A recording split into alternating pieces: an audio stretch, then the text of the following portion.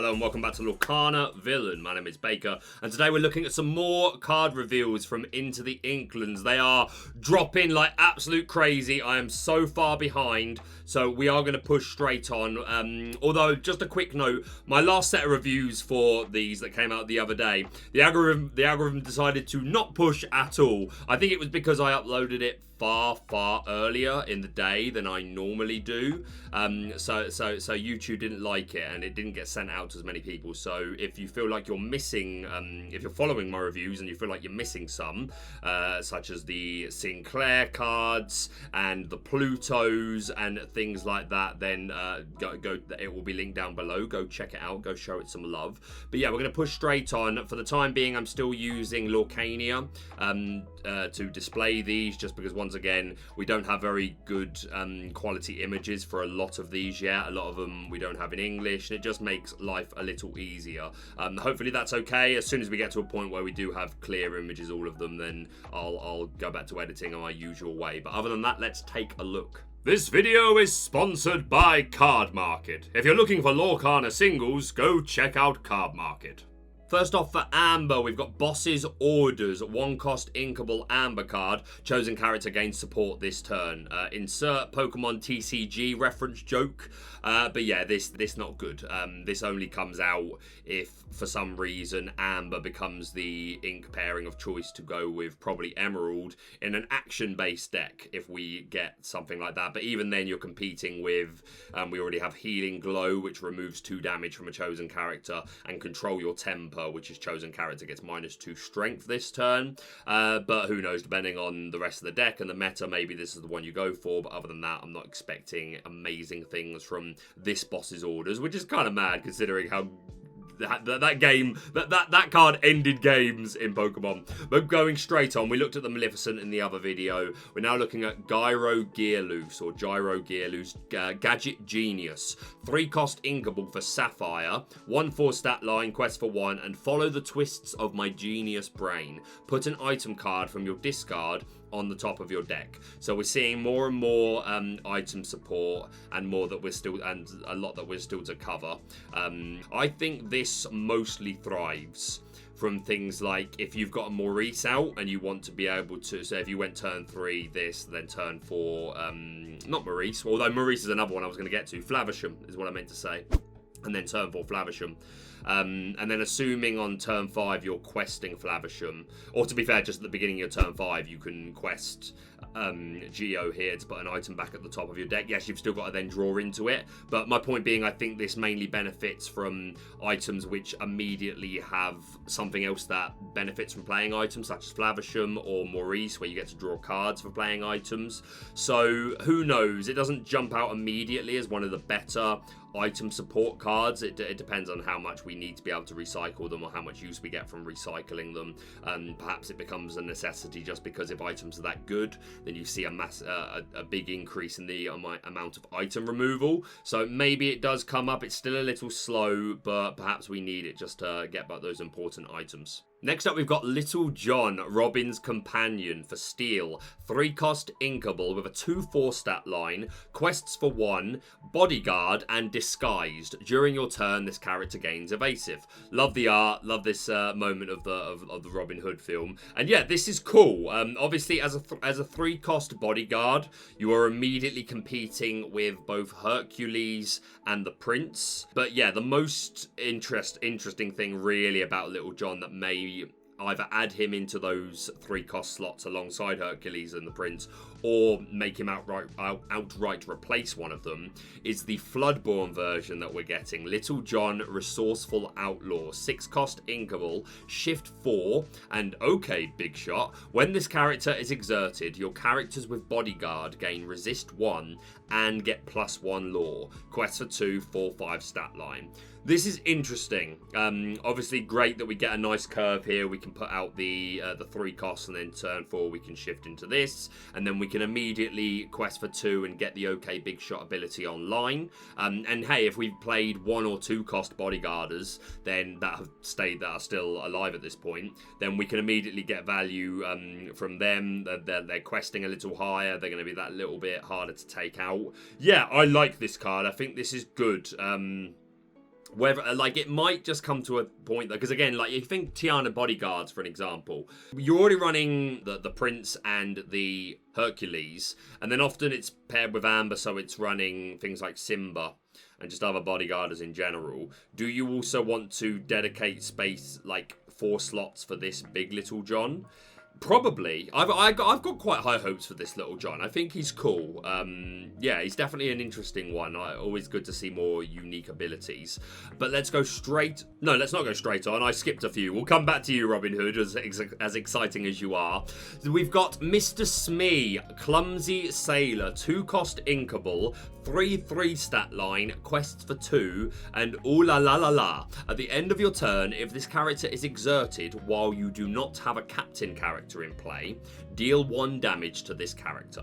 So straight away, obviously, the most notable captain that you would pair this with is the Forceful Duelist 1-drop Captain Hook, who we talked about in the last video, looking at the Captain Hook's Rapier item card that we're getting, which is very exciting. And I think this is actually a really nice little curve. One drop Captain Hook, 2-drop Mr. Smee. And this ability, like, I think is quite reasonable. It's, even if you don't have the captain, it's only when you're exerted, and it's only the 1 damage at the end of your turn. So I think this is really reasonable, even if you don't have the captain, because say they take out the captain on their turn and you start your turn without a captain and Mr. Smee down. Even if you, like, you could just put down another captain, but even if you don't, you still get your whole turn with Smee to do things. And yeah, it's going to hurt if you use that turn to challenge something with 2 strength, and then you do the final ping on yourself because you couldn't get a captain down. But still, I think this is a really nice curve. If you're playing like Steel Amber, is this a better curve that they want to make Captain Hook, Mr. Smee? Just because, again, the Mr. Smee questing for 2 is quite good. And these are 2 great characters to have down just to check the opponent. We see Prince Eric come up. We see Captain Hook come up. And obviously, Smee's going to still have the 3 strength even when he's being challenged, which is the disadvantage of challenger characters like Prince Eric that often fills this 2-slot space. So I think this is really good. Again, if you're playing Steel Amber Songs, then you may prefer to play like the Ballroom Sensation Cinderella and curve that way. But even if you play both, this just gives you more like good early lines. And if you're playing Amethyst with Steel with Amethyst, then you're kind of competing for the 1-drop, 2-drop Snake. I don't know, I really like this. I wouldn't be surprised if this sees some play, because I think that's a really nice curve to get going. Next up, we've got Sir Hiss, 2-cost Inkable, Aggravating Asp. 3/1, quest for 1, and evasive. Yeah, it's alright. Having only 1 willpower compared to the 2 matters for some things, like the 2-cost Robin Hood from Rise of the Floodborn, who does ping damage. Obviously, this is going to be annoyed by that, and there's probably going to be an increase in play in that card, because we got some good Robin Hood stuff coming. But other than that, like, there's not a whole lot difference between this and something with 2 will, like something like Fidget. I know that's a different ink, but being the 3-cost with 3/2, that only really matters. Like, he often goes to Storm Rage On or Teeth and Ambitions. Yes, it's easier to kill this with, to banish this with Strength of a Raging Fire, but I think this is a reasonable 2-drop. It is quite a competitive spot in Emerald with things like Flynn Rider, and again, more stuff that we still need to go through. But this is okay, and again, it gives you an evasive answer for if your opponent is running evasive, and yeah, if they challenge into you, yeah, they'll probably always, like, if they've got an evasive challenge into you, like they're mini, then at least they're taking themselves out in return. So yeah, there's a little bit of hope for Sir Hiss. Next up, we've got Skippy, Energetic Rabbit, 2-cost Inkable for Emerald, quest for 1, 2/2 stat line, and ward. This is basically the same as the Prince Ali Aladdin that we got in Emerald, but just like I said about the whole Sebastian and Miss Bianca drama, it's a different name. Different things are going to shift onto them, and hey, if we really want some 2-drops with ward, then now we have more. Not that I'm expecting us to need that anytime soon, but hey, lovely to see Skippy. Going straight on to Nutsy, who's a 2-cost Inkable for Ruby, 2/3 stat line, quest for 1. It's basically Donald, but we love to see Nutsy, great character, and he does actually get supported, I've gone on a little bit, by Trigger, who we've got here, Imprecise Shooter, 2-cost Inkable, 3/1 stat line, quest for 1, and the ability My Old Betsy. Love that scene. Your character's name Nutsy. Get +1 lore. I don't think this is going to be a thing, but I do like cards that interact with each other, so it's kind of cool. But yeah, probably, I mean, you might, if there's a need to play 2 cost 2 3s, which may come up, then yeah, maybe Nutsy makes his way in. I've got less hope for Trigger, probably, even though Trigger I think is the more interesting character. But hey ho, good to see Nutsy. But next up we've got Robin Hood, who's a 1 cost inkable 2/2, pretty standard, but very good to have, because we will now jump straight to Robin Hood, Champion of Sherwood. Most definitely one of the best cards that we've got coming in this set, easily. He's a 5 cost inkable with a 3/6 stat line, shift 3, quest for 2, and 2 abilities. Skilled Combatant. During your turn, whenever this character banishes another character in a challenge, gain 2 lore. That in itself is just fantastic. You think of things like Aladdin Heroic Outlaw from first chapter. Obviously that also it also stole lore away from the opponent, but still was strong. Being able to play this on turn 3, 3/6 is a perfectly reasonable stat line as well, especially if you are doing this turn 3. 3 strength, as it stands, is enough for a lot of things, but then maybe that's why the meta moves to be able to have higher than 3 willpower by this point, because this is just really good tempo. And then the second ability, the Good of Others. When this character is banished in a challenge, you may draw a card. Just icing on the cake. This is brilliant. This will see play. Again, it's another 5 character that costs 5 that we can play on turn 3 to sing steal songs like Grab Your Swords. Yeah, we have the 1-drop Robin Hood that we can put down that we just looked at. There's also the 2-drop uninkable that can do ping damage. Yeah, Robin Hood is riding through the forest straight into chapter 3 meta and will be relevant. I'm really excited for this card. Next up we've got Maui Whale, 7 cost inkable, 8/8 stat line, quest for 1 and 2 abilities. This mission is cursed. This character doesn't ready at the start of the turn. And don't worry, I'm here. Pay 2, ready this character. This character can't quest for the rest of this turn. So obviously this will always come down readied. So on turn 8, or if you can give it rush, to be fair, there is a new location in which gives rush, but that wouldn't matter on turn 7 anyway, because you've got to pay to move to it. But yeah, if you can find a way to give this rush, then great, you're challenging on turn 7. But most of the time, putting this down turn 7, then turn 8, you're challenging, and then you've got a bit of ink to pay 2 multiple times to keep readying and keep challenging. I think more times than not, you would rather this just be Scar, Vicious Cheater, to be honest. Don't get me wrong, the 8 gets over Ursula, so if Ursula is still very prominent, and hey, if it's like a mirror, and you go first, then if you get your Maui down before their Ursula, yes, that Ursula is always getting value because of its ability to deny lore and draw a card, and it still needs to quest once before you can even go into it. But this lets it deal with it in 1, and you know we're going to get more and more characters where Scar's challenge for 6 isn't going to be enough.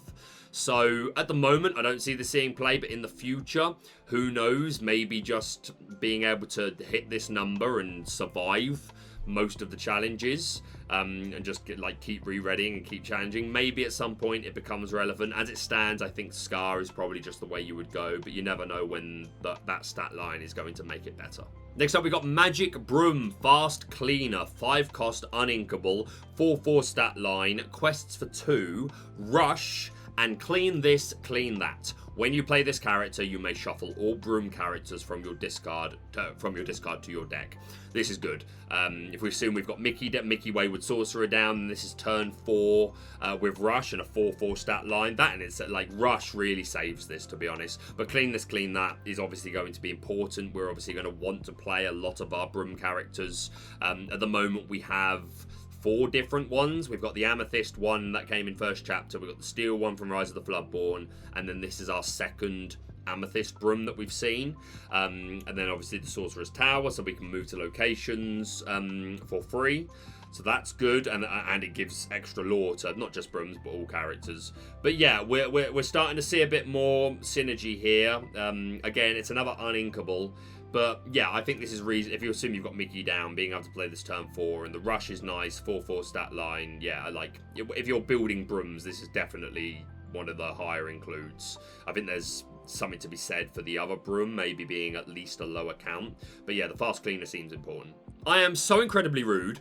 I jumped over this guy to get to the Robin Hood and then kept going. And that is corrupt of me because look at my boy, the Sheriff of Nottingham, corrupt official. Love this art, love this card. Want a foil, want an enchanted. Gimme, gimme, gimme. Love him. 4 cost uninkable, quest for 1, 2/4 stat line, and taxes should hurt. Whenever you discard a card, you may deal 1 damage to chosen opposing character. This is better than when I first looked at this, I was like, oh, that's kind of cool. I feel like it needs a lot more. But the more I've looked at it, I think we're already there. If you're playing Whole New World, then just getting to do like often quite a lot of you, if you're playing Whole New World, you want to be doing it with as small a hand as possible to get max value. But sometimes you're at least discarding 1 or 2 cards. So just a passive 1/2 ping is pretty cool. And if you are discarding more cards, 3 or 4, or even more, then you could be hitting some insane numbers with this. Plus it benefits from things like Simba Future King and Cinderella Knight in Training, who let you discard cards. So yeah, when I first looked at this, I was like, oh, this is going to be good in the future. But the more I've sat and thought about it and looked at the support we actually already have for it, I'm like, actually, no, this is already really good. I love this Sheriff of Nottingham. Absolutely going to be one of the featured characters on the Chapter 3 villain banner. But yeah, love him. I'm moving straight on to another card that is another thing that supports the Sheriff of Nottingham, and another card that I think is going to be meta-defining. We've got Simba, Fighting Prince, 7 cost inkable, 5/7 stat line, survives Maui, important, quest for 2, and submit or fight. When you play this character, and whenever he banishes another character in a challenge during your turn, important, choose 1. You may draw 2 cards, then choose and discard 2 cards. Then the other ability is you may deal 2 or the other option, should I say. You choose one of these. You may deal 2 damage to chosen character. So just putting this down and an instant 2 ping is great. Like Steel, like you just combine it with all the other ping stuff that Steel has. This is insane at this point. I feel like this is like Steel has so much now, and hey, that's not a bad thing. Or you can choose to go the draw 2 cards and then discard 2 cards, which not only is good filtering through your deck, you're not gaining any card advantage, but you're filtering, you're finding the pieces that you want, you're getting those uninkables out of your hand, and you are triggering the Sheriff of Nottingham. Yeah, like these last 2 cards I've just seen are 2 that I expect to see like very commonly brewed, at least in the first couple of weeks of new format, and yeah, I think they're good enough that they're going to be meta defining, so love it. Next up for Emerald, we got a 2 cost inkable action song, Touched My Heart, banish chosen item. Sweet art, really cute art, and yeah, some item removal from Emerald, which is singable, so yeah, that's pretty good in and of itself, and it's the only item removal that Emerald has, so yeah, it's good to see. Next up, we've got Zazu. This is the morning report.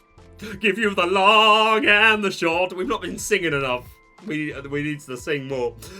We've got Zazu, Pride Lands Manager. Pride Lands confirmed. Not that there was ever any doubt, but Pride Lands confirmed. But will we not get it till? Will it be this set, or is this the teaser? Who knows? But yeah, 1 cost inkable, 2/1 stat line, quest for 1, and it's time to leave. When this character is at a location, he gets +1 lore. So Emerald currently has 2 locations, Deville Manor and Fang. At its simplest, turn 2, you could put down the Deville Manor and then have enough ink still, because it's only a 1-drop, to immediately move Zazu there and then immediately quest with him for 2.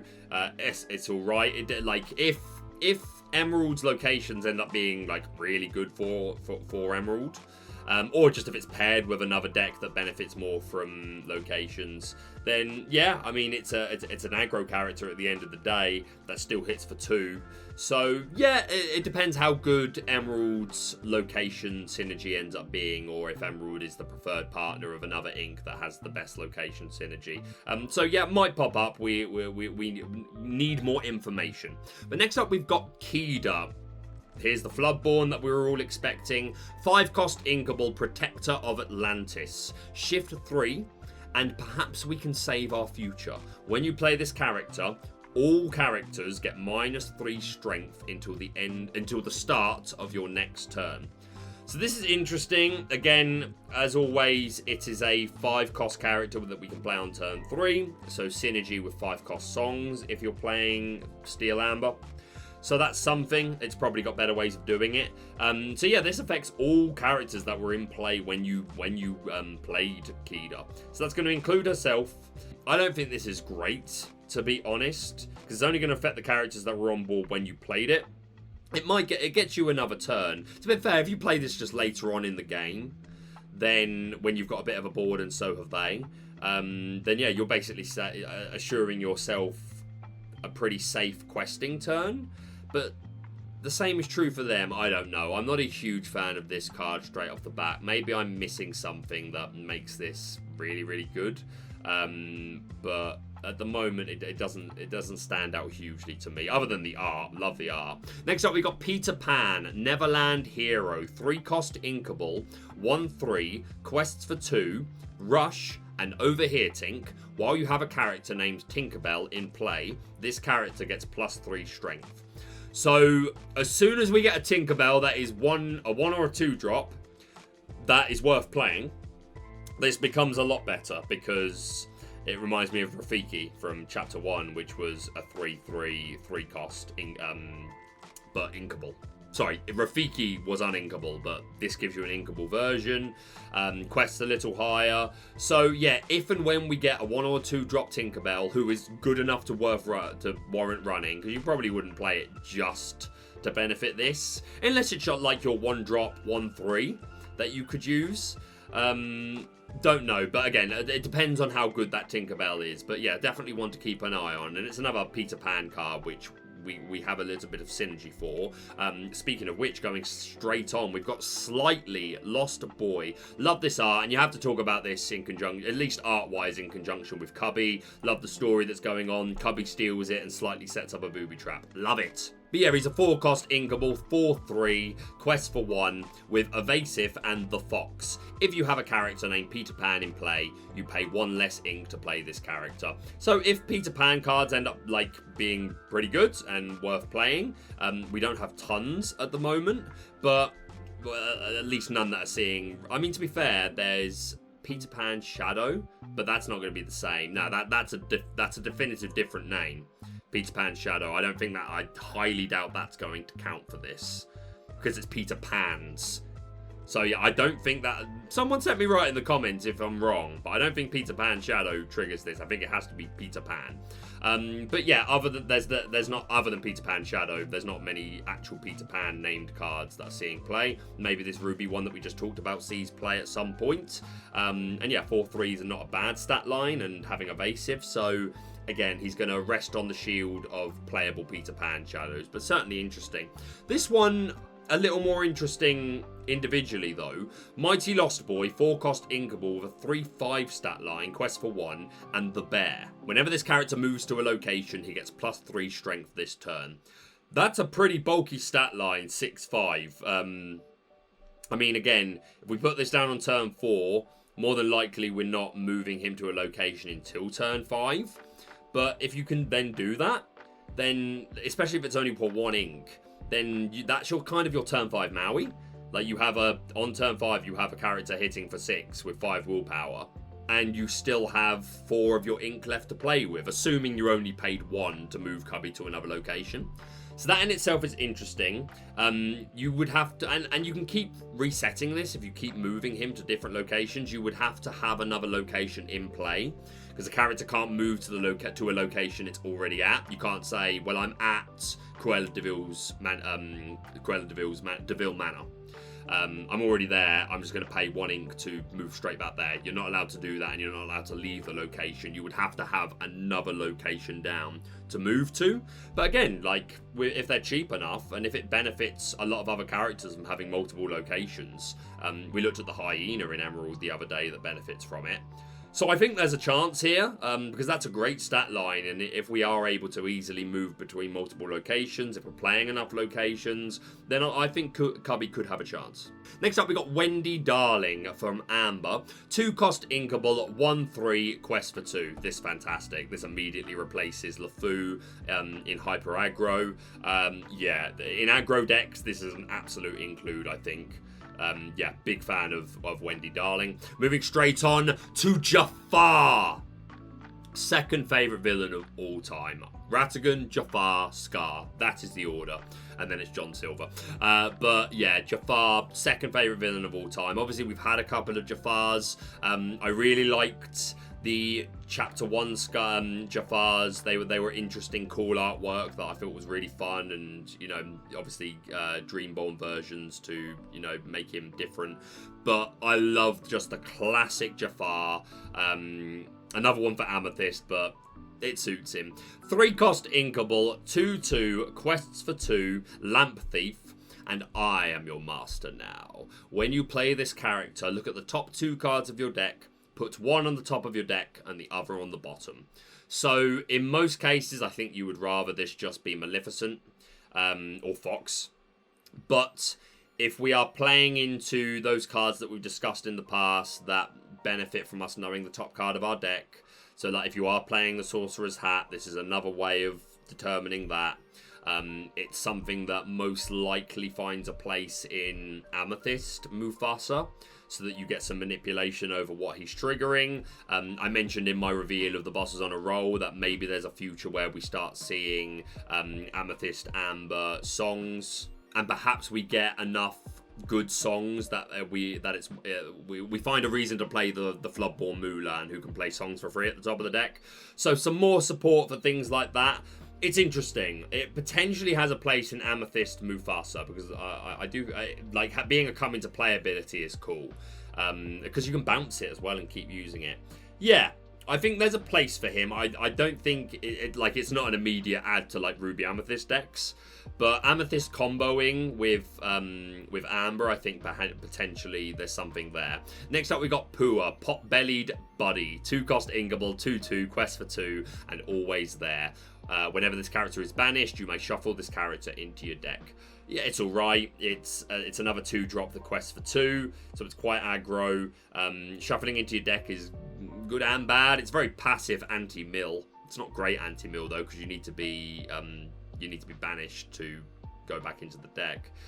Which isn't, I mean, you can challenge and do it yourself, or maybe they need to do it just because you're a high quester. It's interesting. It's not something I imagine immediately sees play. Next up, we've got again, artwork appreciation. This is incredible. Last ditch effort. 3-cost uninkable action. Exert chosen opposing character. Then chosen character of yours gains Challenger 2 this turn. So we've had cards like Freeze for a while that have never seen play. This is more expensive, obviously. There's the addition of Challenger 2. It's not something that I immediately feel like I'm going to be testing in my Amethyst decks. If this was a song, not the Last Ditch Effort is a song, but if it was a song, yeah, immediately 100 times better. But yeah, as it stands, I don't see this seeing play as it stands. Nothing more to say really than that. Next up, we've got Wildcat's Wrench, 2-cost inkable item. Rebuild, exert, remove up to 2 damage from chosen location. I feel like most locations are going to be just taken out in one turn or in one hit, either by Maui, or you're just going to like multi-challenge into them, or if you're playing Steel, then you can just banish them with, is it Rise of the Titans, something like that. So, not sure. I don't see this immediately seeing play, to be honest. It depends how location... It's hard to say. We don't know what location meta is going to look like. Maybe most locations are just taking a bit of chip at a time. Maybe we get a reason to put self-damage on locations with future cards. And this helps if we're also playing like with Sapphire and we benefit from items anyway. At the moment, it doesn't stand out, but it's something that in time depends on what location meta looks like. Next up, we've got Flintheart Glomgold, another villain which we love to see. 4-cost Inkable for Sapphire, 3/4 stat line, quest for 2, and they'll never see it coming. During your turn, this character gains evasive. My poor Maleficent from first chapter, man. Just power crept to the moon. Also a villain. She's a sorceress. And again, it matters because if we get a Sapphire, Floodborn, Maleficent, then it's going to matter to play that one. But still, a part of me just felt bad for her. But yeah, this card seems cool. I don't see it seeing play. Maybe, like, I think really, because you're only hitting for 3. If it's hit for 4, even if the stat line was the other way around, I feel it might be a little bit better. Because it stands, you would just play Cruella, who has a 3/2 and evasive during your turn. But again, villain synergy. Not that the Sapphire, I feel, is the villain deck. But who knows? Depends how the meta shapes. Next up, we've got King Louie from Sapphire. 7-cost Inkable, 7/7, quest for 3. And again, my poor Lumiere, hot-headed candelabra from Ruby. Same stat line, but only quest for 2 does Lumiere. But again, it matters. Names matter. Terminologies matter. This a king. Yo, Grand Duke. Turn my boy into an Ursula killer. We love to see it, but yeah. Ooby-doo, I wanna be like you. I wanna walk like you, talk like you, true. I just realised that I don't think... we do have a King Louie card. We got one in Rise of the Floodborn. For a moment, I was like, wait, this is our first King Louie. We need to sing some I Want to Be Like You. But I think we did have one. But nonetheless, yeah, nothing special to boast about here. I mean, again, Sapphire is a ramp deck, so... you can probably get this out quicker, and then, to be fair, like, if you can get this out early enough, maybe this does become better. It's very aggro, the stat line's good. I don't know, I'm not immediately convinced, but maybe. Next up, we've got Lena Sabrewing, a 2-cost Inkable, rebellious teenager, quest for 1, 1/3 stat line, and Rush. Yeah, it's interesting. Rush on a 1 strength character. I don't think is irrelevant because maths adds up all the time. Yeah, I don't know. I don't think immediately she becomes your preferred. Like, I think you'd rather just play the 1-drops, 1/3s. But yeah, Rush is interesting to have on something with that stat line. Right, at time of recording, that's as far as Lorcania have got with their updates, but there were a bunch more revealed last night, and I'm going to push on just a little bit further just to try to put more of a dent into the card reveals because they've dropped like mad, and I imagine they will continue to. Next up, we've got Starky, 7-cost Inkable, Devious Pirate, 6/6 stat line, and quest for 3. Nothing too crazy to talk about here. This isn't great, but we before the end of this, we will talk about the pirate ship in the room. Next up, a champion of the Emerald reveals for Into the Inklands. We've got Strike a Good Match. 2-cost Inkable Song. Draw 2 cards. Then choose and discard a card. So, you are not gaining card advantage because you play this card and you have to discard a card in return for the 2 cards. But you can sing this, and just Emerald being able to just have card draw is just so needed, especially with the amount of uninkables that they kind of have to play if they want to play a lot of their better cards. So this is going to be able to help us filter through and find the uninkable of our choice that is more relevant for the game in question. So yeah, easy S tier Emerald card is Strike a Good Match. Alright, let's talk about this one now, because I'm so excited for this. From Ruby, we have a 1-cost uninkable location, Jolly Roger, Hook's ship. In love. Absolutely in love. And look at this background as well, which is very cool and references another card. But yes, cost 2 to move here, 5 willpower, and 2 abilities. Look alive, you swabs. Characters gain Rush while here. Yes. Yes, mate. And all hands on deck. Your pirate characters may move here for free. Let's take a look at all of our pirate characters quickly. We got Pooh Pirate Captain, yo, big up Piglet. The Starky we looked at, Scroope, the old Mr. Smee, the old John Silver, all the Captain Hooks, this Starky. We've still got to talk about this John Silver in a minute, very exciting as well. But yeah, we got some pirates, my guys. And I'm telling you, day one, everyone's going to have pirate decks. Everyone is going to want to have some fun trying this, and I'm all for it.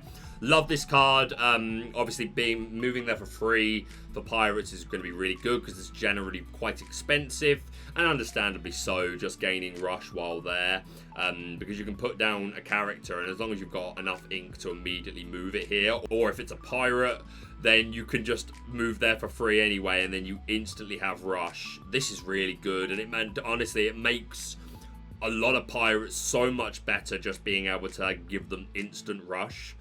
Because you get this down turn 1, and then from turn 2, you're putting down a pirate, you're moving it here for free, and you're just constant rush. This is so good. I'm so excited for the Jolly Roger.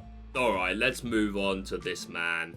John Silver, Greedy Treasure Seeker. Incredible art. This is a promo as well, which I'm really glad about.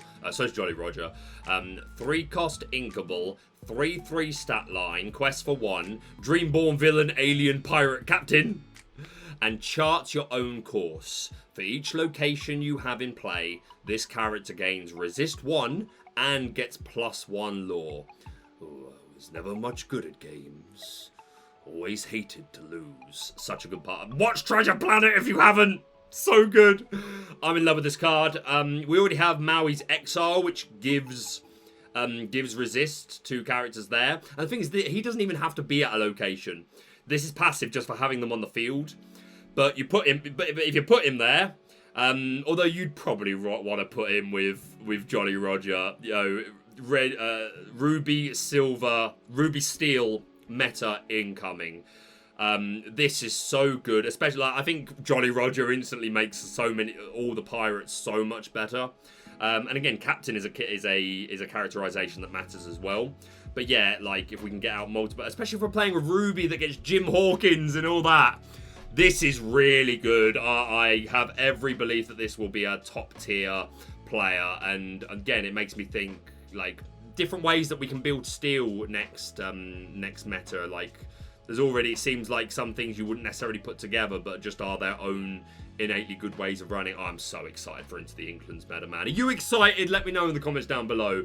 This is one of my favourite new cards, both sentimentally, and excited for playing it. I mean, the Jolly Roger is definitely up there as well. But yeah, John Silver, love it.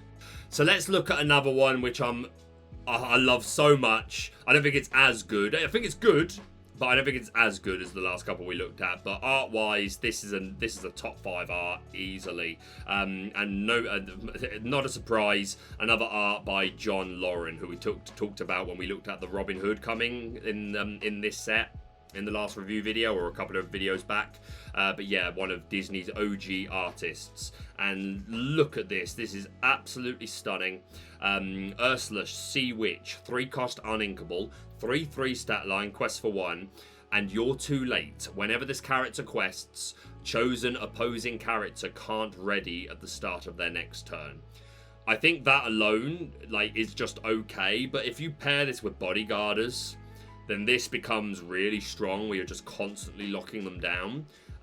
Yeah, I think I'm not writing this off, nor am I saying it's a definite, but I definitely want to test this with bodyguarders, and to be fair, like with bounce stuff as well, like turn 4 quest and then bounce it back to your hand.